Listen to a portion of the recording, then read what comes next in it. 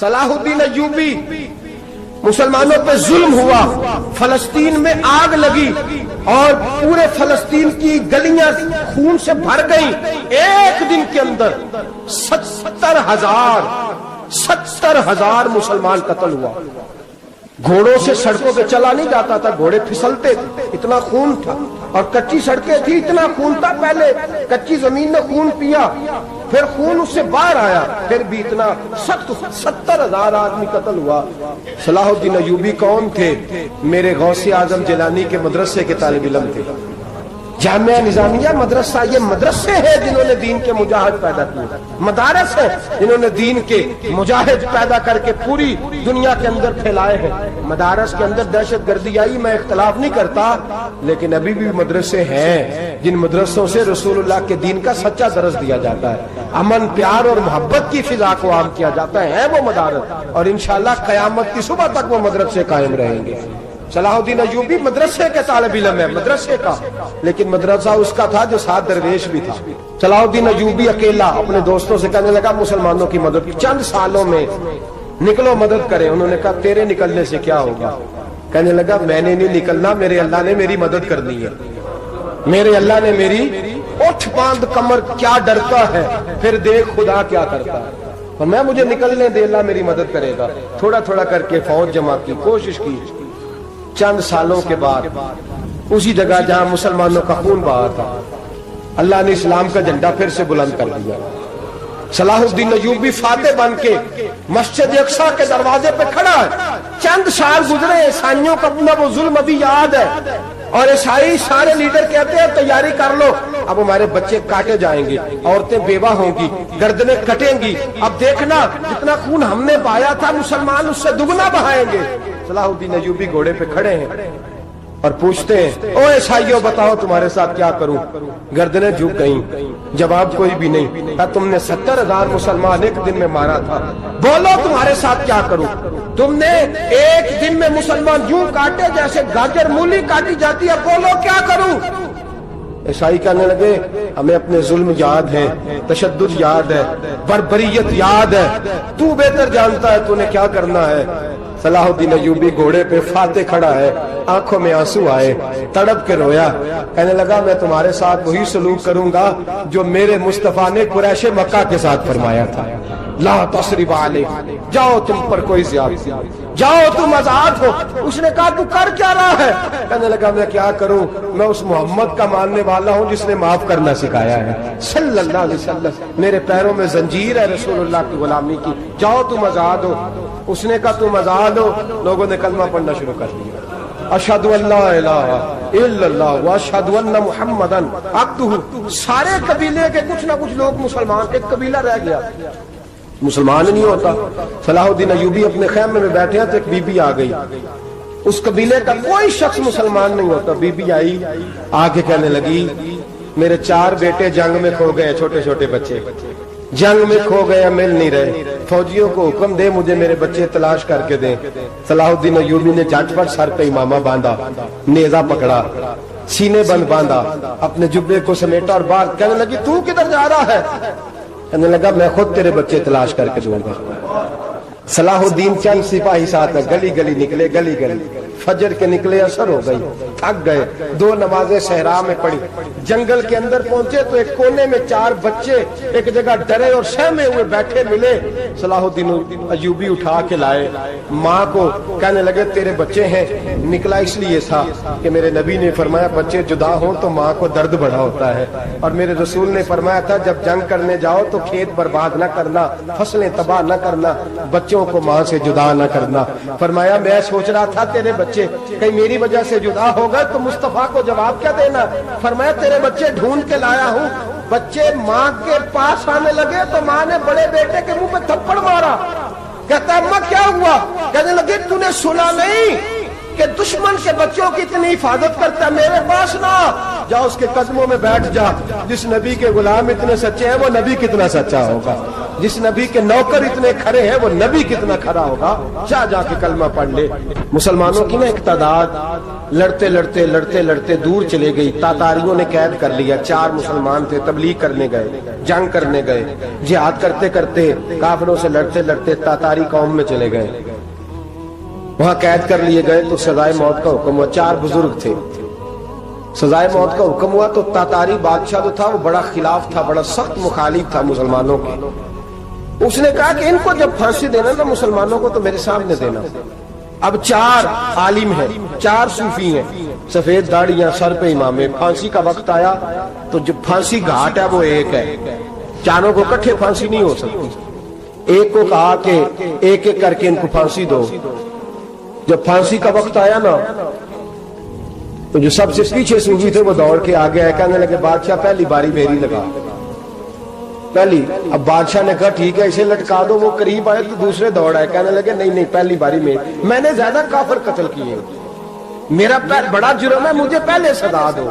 ان کو پھانسی دینے لگے تو تیسرے آ گئے، کہنے لگے نہیں یہ تو میرا قتل کرتا تھا، رستے میں بتایا کرتا تھا، ڈھونڈ کے میں بتلاتا تھا کہ یہاں زیادہ تعداد ہے، مجھے پہلے پھانسی دو۔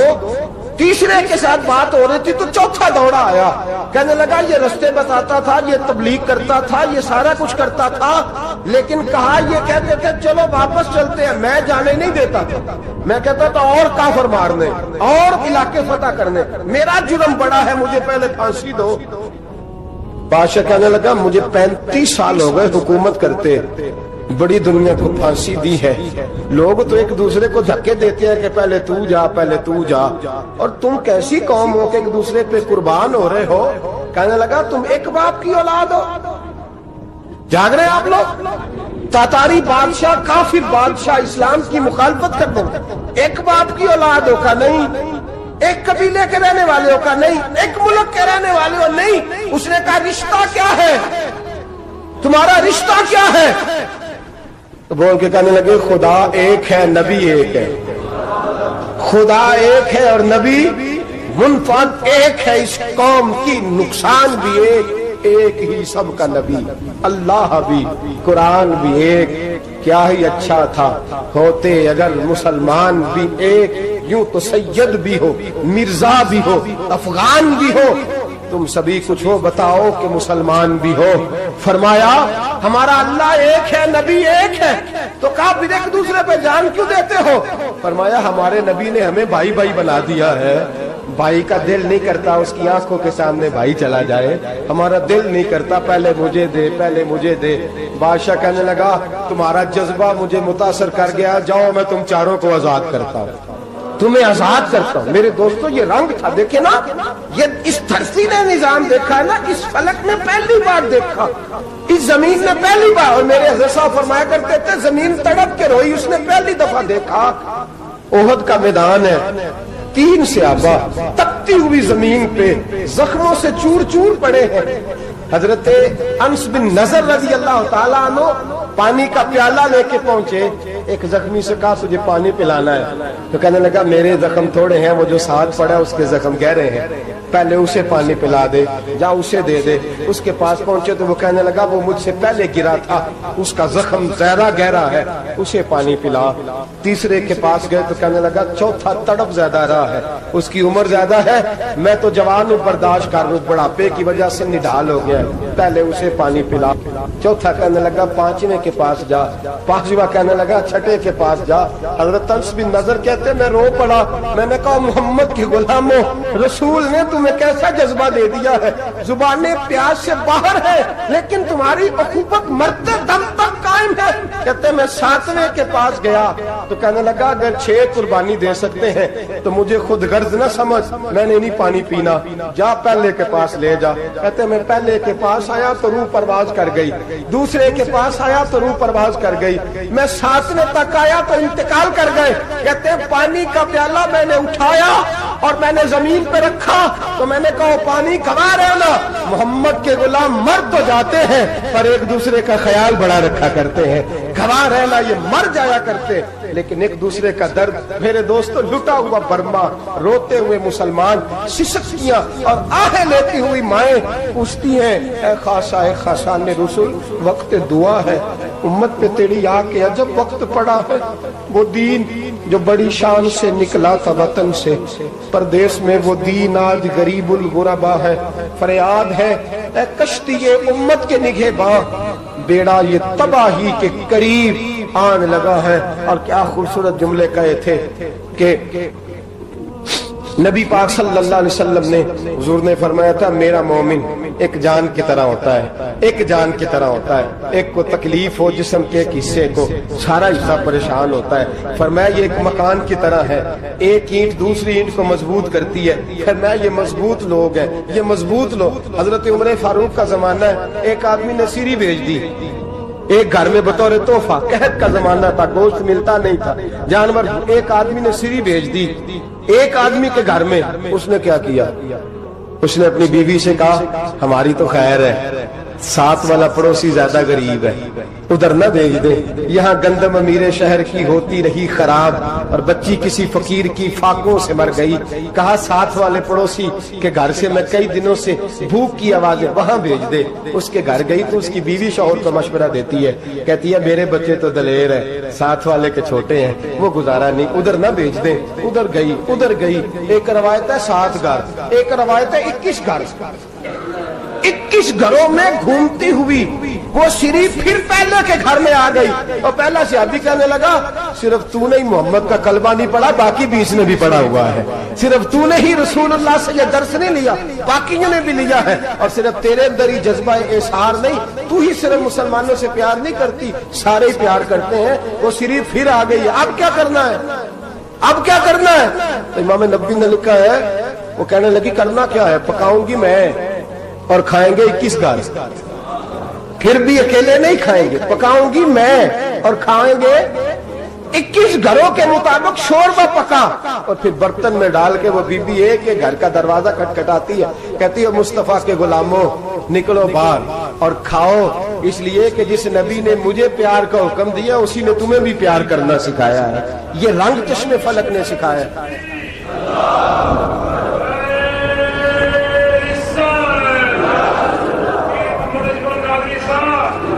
آپ کی بڑی مہربانی، زندہ باد وہی ہے جس کو اللہ رسول زندہ باد فرمائے، بڑی مہربانی، اللہ جزا دے۔ بنو قریظہ اور بنو نذیر 2 محلے تھے یہودیوں کے، یہودیوں نے بڑی عہد شکنی کی تو نبی پاک صلی اللہ علیہ وسلم نے ان کو بے دخل کر دیا، مدینے سے نکال دیا، مدینہ منورہ سے۔ یہودی نکل گئے مدینہ طیبہ سے، تو جب وہ نکل کے جا رہے تھے تو ان کے مکان، ان کے باغ، ان کی جائیدادیں بچ گئیں۔ نبی پاک علیہ السلام نے انصار مدینہ کو پہلے بلایا، جاگ رہے ہیں نا آپ لوگ، پیسے آتے کسی کو برے لگتے ہیں، اب تو یہ بھی حلال حرام کی تمیز بھی اٹھتی جا رہی ہے، جائیداد، باغ، مال، علاقہ خالی ہوا ہے، وہ چلے گئے اور لوگ تو ڈھونڈتے پھرتے ہیں۔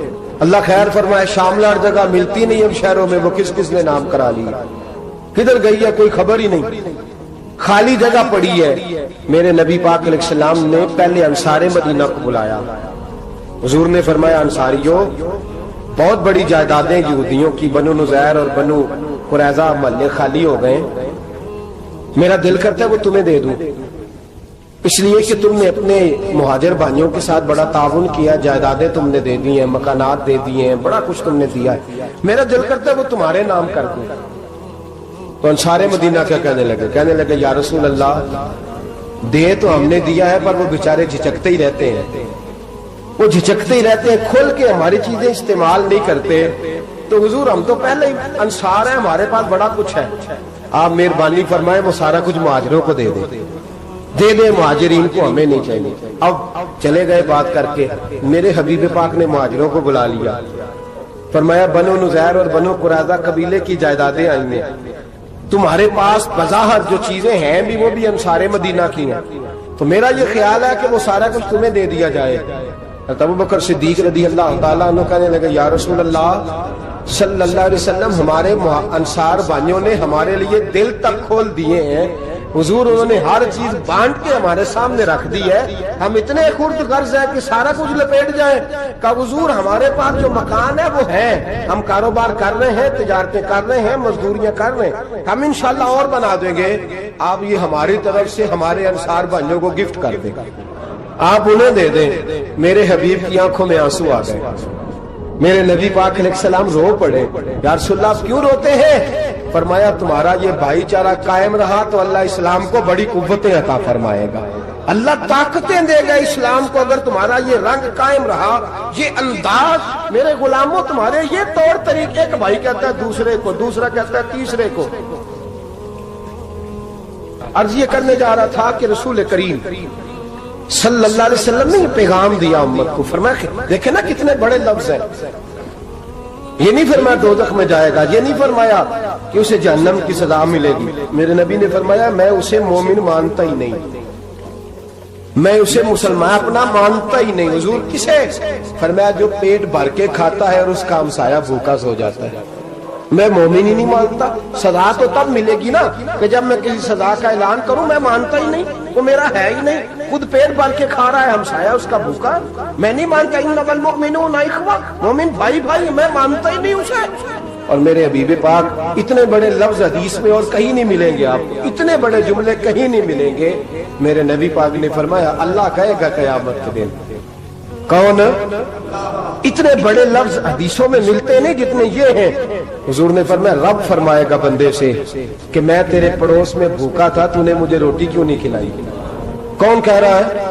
اللہ کہ میں بھوکا تھا تو نے روٹی نہیں دی, میں ننگا تھا تو نے کپڑا نہیں دیا, میں پیاسا تھا تو نے پانی نہیں پلایا, میں بیمار تھا تو تیمارداری. یا اللہ نہ تو کھاتا ہے, نہ پیتا ہے, نہ کپڑا پہنتا ہے, نہ تو بیمار ہوتا ہے. لا تاخذہ سنۃ ولا نوم, تجھے بیماری آتی نہیں, اونگ نیند نہیں آتی. میرے مالک تو میرے پڑوس میں تھا. حضور فرماتے ہیں رب فرمائے گا وہ جو بندہ تیرے پڑوس میں بھوکا تھا تو بندہ تو میرا ہی تھا نا. وہ جو بندہ تیرے پڑوس میں ننگا تھا تو بندہ تو میرا ہی تھا نا. وہ جو تیرے پڑوس میں پیاسا تڑپتا رہا تو وہ میرا ہی بندہ تھا.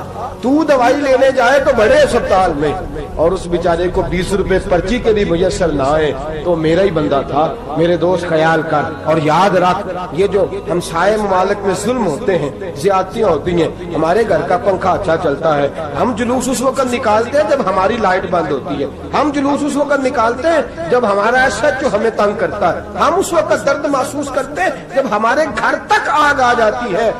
یہ جو باہر آگ جل رہی ہے یہ تیرے گھر بھی آ سکتی ہے. یہ جو باہر فساد ہو رہا ہے یہ تیرے دروازے تک آ سکتا ہے. میرے رسول پاک نے ایک جان, مسلمان کو ایک جان قرار دیا. مجھے بتائیے انگلی کو کٹ لگ جائے, مسلمان ایک جان ہے نا, انگلی کو لگ جائے کٹ, دماغ کہتا ہے میں نے نہیں سوچنا اس کے بارے میں نے اس کے درد کو محسوس ہی نہیں کرنا. انگلی کی درد ہے, انگلی جانے, اس کا کام جانے. ایسے ہی ہوتا ہے نا. بولے پیروں سے کہتے ہیں, انگلی کہتی ہے چل ڈاکٹر کے پاس, پیر کہتے ہیں نہیں میں نے نہیں جانا, انگلی کا کام ہے انگلی جائے. ایسے ہی ہے نا. دل سے کہتے ہیں تو تڑپ تھوڑا سا, انگلی کو درد ہے, کہتے میں کو تڑپوں, انگلی کا ماما, انگلی جانے, اس کا کام جانے. ٹیلی فون کرنا ہے, ڈاکٹر صاحب کا پتہ کرنا ہے, دکان کہتے ہیں میں نے نہیں بات سننی ڈاکٹر صاحب کی, زبان کہتی ہے میں نے نہیں بولنا, انگلی جانے. ایسا ہوتا ہے. پیر احتجاج کرتے کہ میں نے ڈاکٹر کے پاس, میں کچھ چکر کھاتا پھروں ڈاکٹر کی دکان کی, انگلی کو درد ہے انگلی جانے. ایسا ہوتا ہے بھئی. میرے رسول پاک نے فرمایا مسلمان ایک جان ہے. تو درد برما کے مسلمانوں کو ہو رہا ہے تو پاکستانی کہہ رہے ہیں کوئی بات نہیں, وہ جانے, ان کا کام جانے. ایک جان ہے نا. درد ہونا چاہیے, تکلیف ہونا چاہیے. پھٹے پہ باتیں ہوتی ہیں اس موضوع پہ, اسمبلی پہ گفتگو ہوئی ہے اس موضوع پہ, آپ کی صوبائی اسمبلیاں اس موضوع پہ بولی ہیں, آپ کے کونسل اس موضوع پہ بولے. ہم تو اپنی اپنی سیاستیں, اپنے اپنے تماشے, اپنے اپنے چکروں میں لگے ہوئے. وہ دریا کے اندر سسکتے مسلمان, بنگالی کہتے ہیں ہمارے نہیں, برمی کہتے ہیں ہمارے نہیں, پاکستانی کہتے ہیں ہمارے نہیں, ترکی کہتے ہیں. وہ کس کے ہیں؟ وہ کس کے ہیں؟ وہ اللہ کے بندے ہیں, محمد عربی کے غلام ہیں صلی اللہ علیہ وسلم. لیکن میرے دوستو کیا ہمیں کیا غرض ہے, وہ جانے ان کا کام جانے. یہ جب تیرے پیروں تک آگ آئے گی پھر تجھے پتا چلے گا یہ بڑی سخت آگ ہے.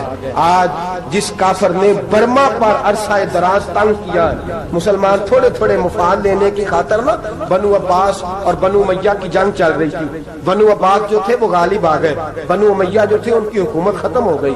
تو عیسائیوں نے بنو امیہ سے کہا کہ ہم تمہارے ساتھ تعاون کرتے ہیں, ہم تمہارے ساتھ تعاون کرتے ہیں اور بنو عباس پہ غلبہ پا کے تمہیں حکومت دلاتے ہیں. بنو امیہ بڑی جدوجہد کر رہے تھے بادشاہی کے لیے, لیکن انہوں نے کہا کہ ہم لڑ رہے ہیں, کوشش کر رہے ہیں, لیکن ہمیں کسی کافر کی مدد کی ضرورت نہیں. ہم جتنا مرضی لڑیں لیکن کافروں کے ہاتھوں بنو عباس کو مروانے کو ہم تیار نہیں ہیں. ہمیں خبردار، تمہارا آپس کا معاملہ ہے، ہم خود نمٹ لیں گے. تمہیں اجازت نہیں دیتے تم اندر کودو اور کود کر کے تم فسادات پیدا کرو اور مسلمانوں کے اندر تقسیم کرو. میرے دوستو، مسلمان کو سوچنا چاہیے، سوچ بڑی رکھنی چاہیے. گھر کی جنگ سے نکل آ، اب بہو ساس کے جھگڑے سے باہر آ جا.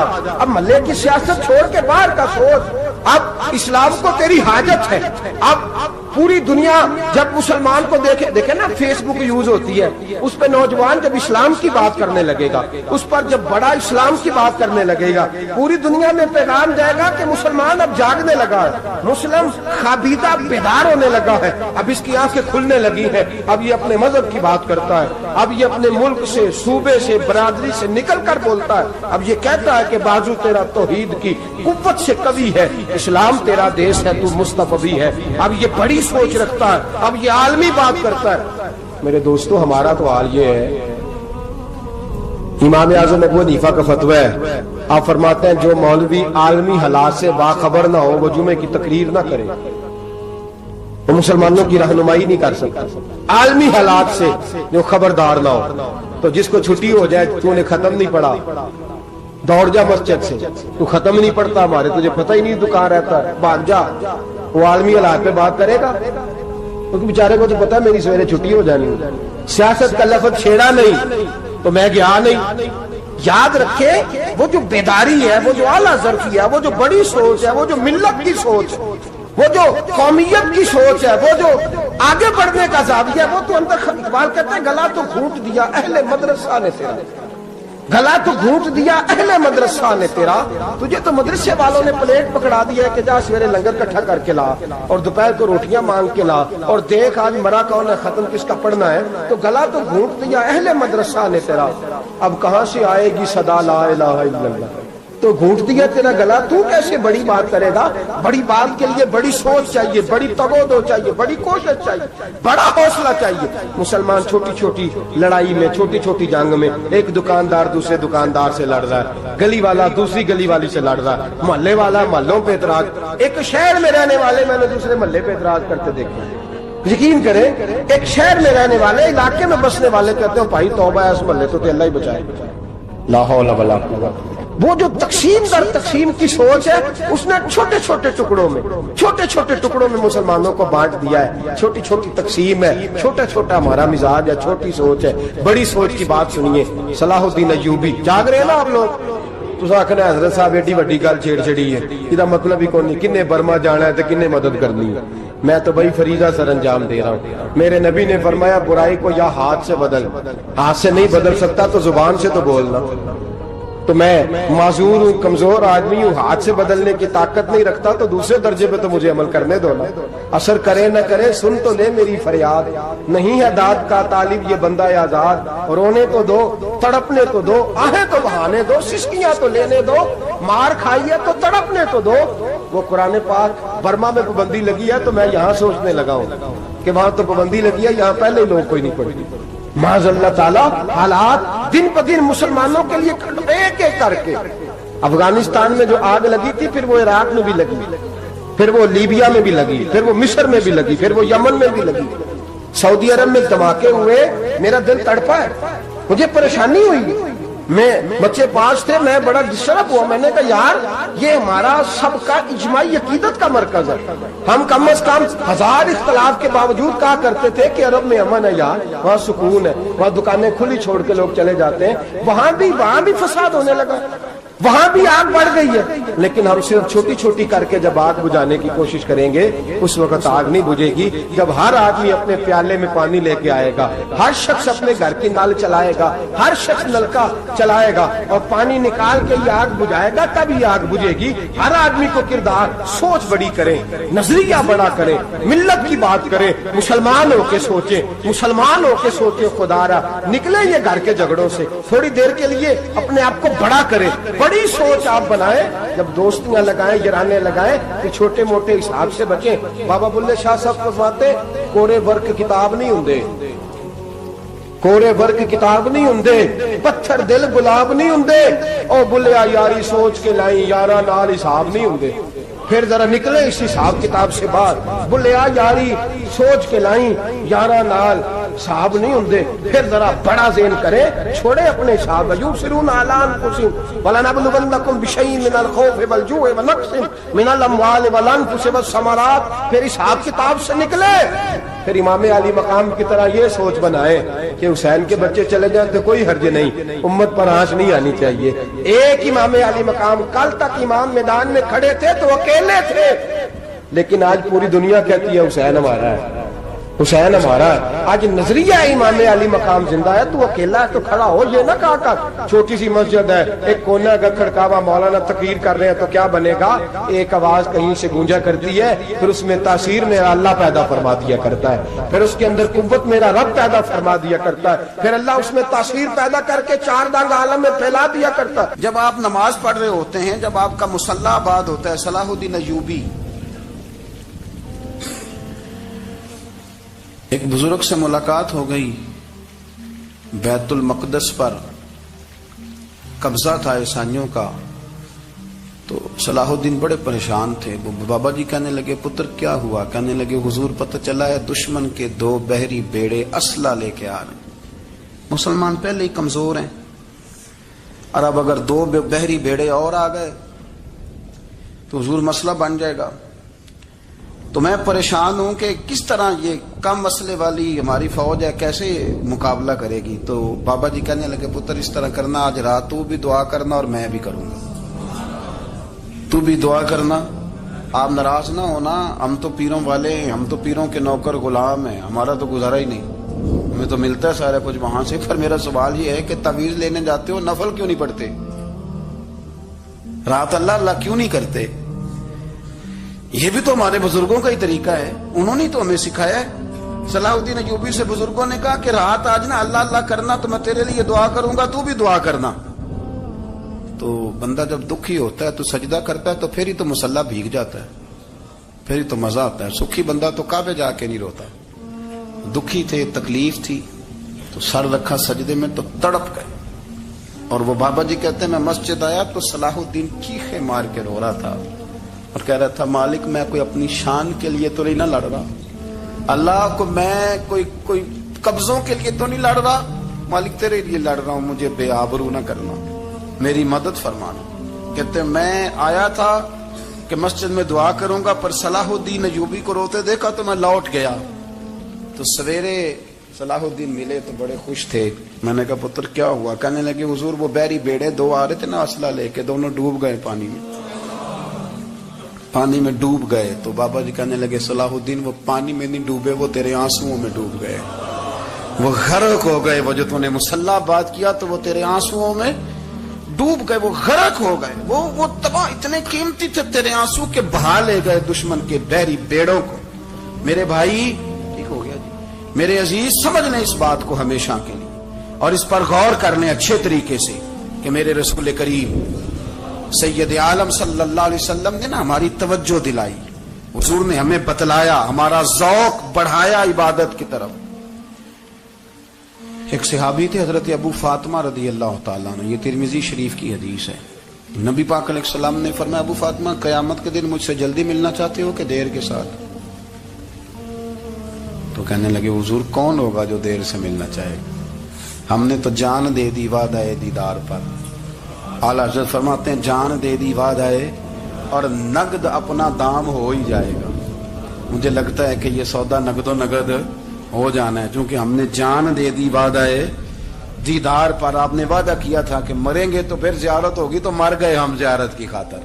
جان دے دی وعدہ دیدار پر تو نقد اپنا دام ہو ہی جائے گا۔ اے رضا ہر کام کا ایک وقت ہے، دل کو بھی آرام ہو ہی جائے گا۔ تو حضرت ابو فاطمہ رضی اللہ تعالیٰ عنہ سے نبی پاک صلی اللہ علیہ وسلم نے فرمایا جلدی ملنا چاہتے ہو کہ دیر سے؟ عرض کی حضور فٹافٹ ملنا ہے، میں نے قیامت کے دن آپ سے جلدی ملنا ہے۔ تو نبی پاک علیہ السلام نے فرمایا پھر اس طرح کرنا، دنیا میں رہ کے سجدے زیادہ کرنا، پھر سجدے زیادہ کرنا، قیامت میں ملاقات جلدی ہو جائے گی، قرب ملے گا تمہیں۔ اپنے بچوں کے اندر دیکھیں نا، ہم شوق پیدا کرتے ہیں، ہمیں صحیح لفظ نہیں بولنے آتے پر ہم بچوں میں شوق پیدا کرتے ہیں کہ پتر ڈاکٹر بن جائے گا تو بڑا نفع کرے گا، تو لوگوں کی خدمت کرے گا، ملک و ملت کی خدمت کرے گا، تیرے ابا کا نام روشن ہوگا، تیرے دادا کی تعریفیں ہوں گی. ہم یہ ذوق پیدا کرتے ہیں.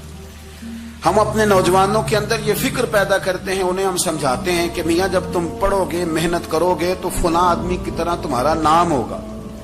یہ جتنا ذوق ہم بچوں کے اندر ان چیزوں کا پیدا کرتے، ہمیں حکم ہے کسی طرح ہم ذوق پیدا کریں کہ پتر نماز پڑھے گا تو اللہ راضی ہو جائے گا، تو سجدہ کرے گا. دیکھیں نا میرے رسول کریم علیہ السلام نے فرمایا 7 سال کے بچے کو مسجد لے کے جاؤ، یعنی اسے شوق دلاؤ، اس کے اندر یہ خاصیت پیدا کرو کہ اس کا دل کرے مسجد میں جانے کو، اس کے اندر یہ خصوصیات لاؤ کہ وہ ہمارے ہاں نا ہر چیز کو پروموٹ کیا جا رہا ہے، ہر چیز کو یعنی سر سنگیت سکھانے کے لیے اکیڈمیاں بن گئی، ہر شے پروموٹ ہو رہی ہے. عبادت کا جذبہ کم ہوتا جا رہا ہے، اللہ کا ذوق ہمارے اندر نہیں رہا.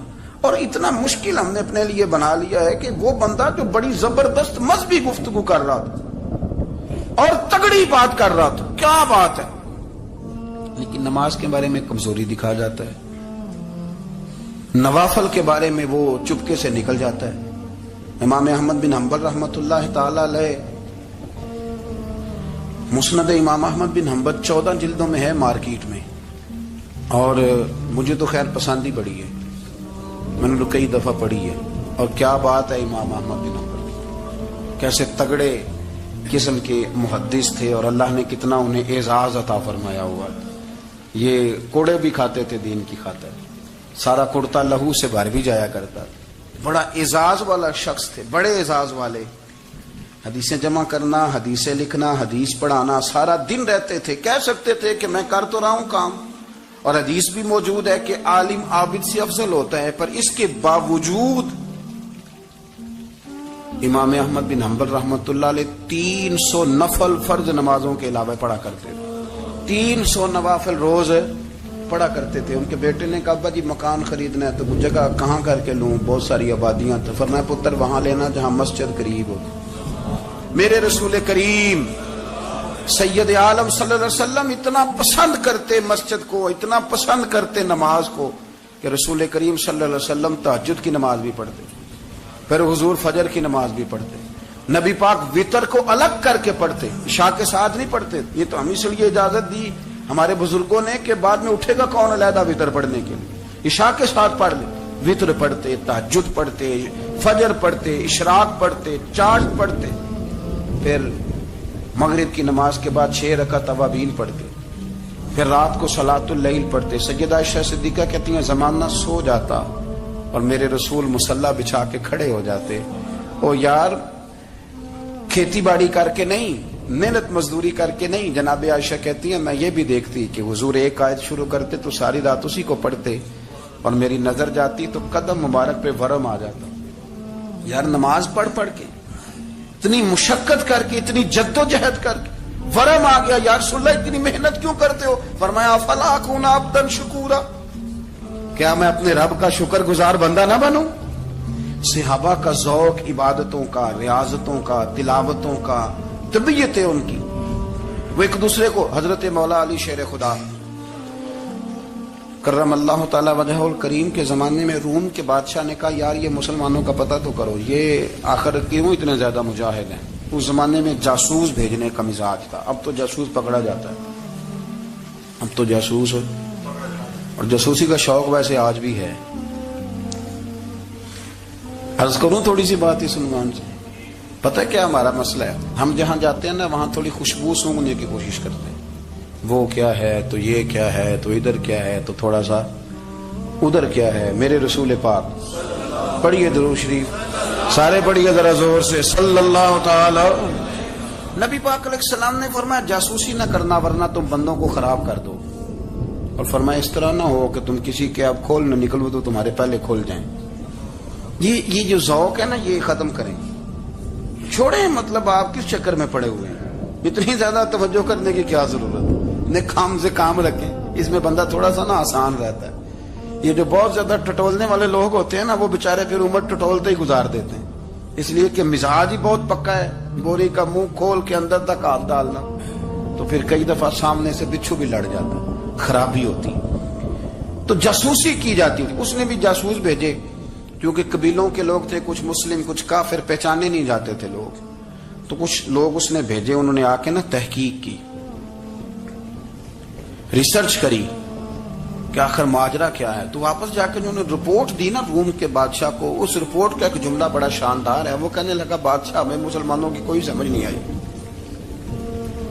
ہمیں کوئی سمجھ نہیں آئی۔ انہوں نے کہا کیوں نہیں سمجھ آئی؟ کہنے لگے یار عجیب بندے ہیں، جب رات مسلح پہ بیٹھتے ہیں تو یوں لگتا ہے ان کا دنیا سے رشتہ ہی کوئی نہیں، کوئی کسی کو نہیں جانتا، کوئی اپنے دکھ سنا کے رو رہا ہے، کوئی اپنی بات کر کے رو رہا ہے، لگتا ہے کہ ان کا کوئی رشتہ ہے ہی نہیں جب مسلح پہ بیٹھتے ہیں۔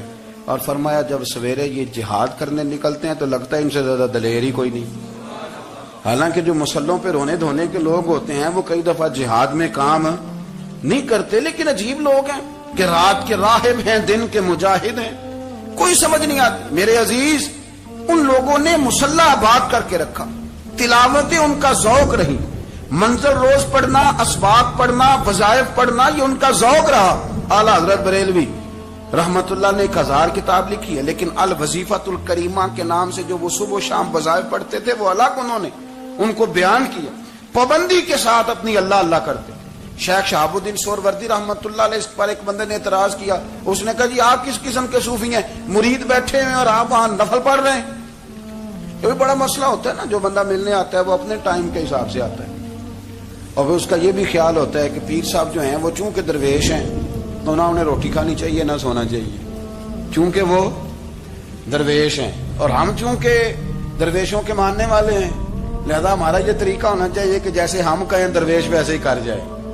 حالانکہ جس کو آپ درویش کہیں گے آپ اس کی مانیں گے، آپ منوائیں گے نہیں، ہمارا مزاج ہوتا ہے۔ شیخ شہاب الدین پر لوگوں نے اعتراض کی، حضور لوگ ملنے آئے ہیں، زیارت کرنے آئے ہیں، یہ بندے دعا کرانے آئے ہیں، اللہ اللہ کرانے آئے، اور آپ نفل پڑھ رہے ہیں، کیا جملہ ہے، کیا حسن ہے، کیا خوبصورتی ہے۔ فرمانے لگے رب رسول سے مانگنے کے لیے مصلی بچھایا ہے، اگر وہاں سے مانگوں گا نہیں تو تمہیں دوں گا کیا؟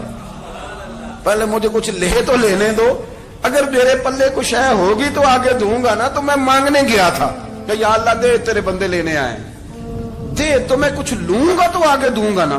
لیکن ہمارا یہ سٹیٹس، یہ مزاج، یہ شعور نہیں ہے۔ گپیں، کہانیاں، داستانیں، گفتگو، خطابت، واز، کیا بات، لیکن اگر کچھ کرنے کا کام ہو تو انہی ہم سے ہوتا۔ میرے نبی کریم علیہ الصلوۃ والسلام نے مصلی سے دل لگانے کا درس دیا، حضور نے توجہ دلائی، صحابہ اس ذوق کے حامل لوگ تھے، وہ کوشش کرتے تھے۔ جناب صدیق اکبر رضی اللہ تعالیٰ عنہ کا عبادت کا مزاج ہمیشہ قائم رہا۔ حضرت عمر فاروق ساری رات اللہ کے حضور کھڑے رہے۔ حضرت عثمان غنی رضی اللہ تعالیٰ عنہ عشاء کی نماز پڑھ کے 2 رکعتوں کی نیت باندھتے تھے، 15 سپارے پہلی رکعت میں پڑھ دیتے ہو۔